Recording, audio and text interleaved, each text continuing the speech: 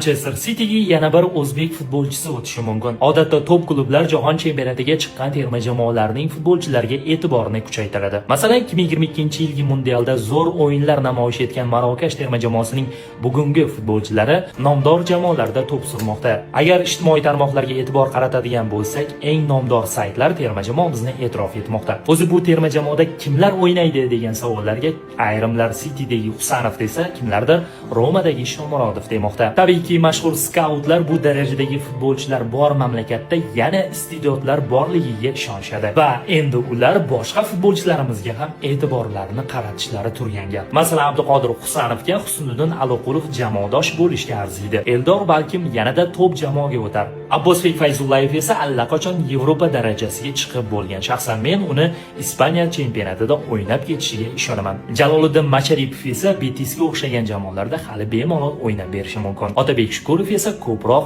Italiya futboliga mos. Xullas, yo jahon chempionatigacha yoki undan keyin Yevropada o'ynaydigan futbolchilarimiz ko'payib ketishi aniq. Sizning bu borada fikringiz qanday? Buni izohlarda yozib qoldiring.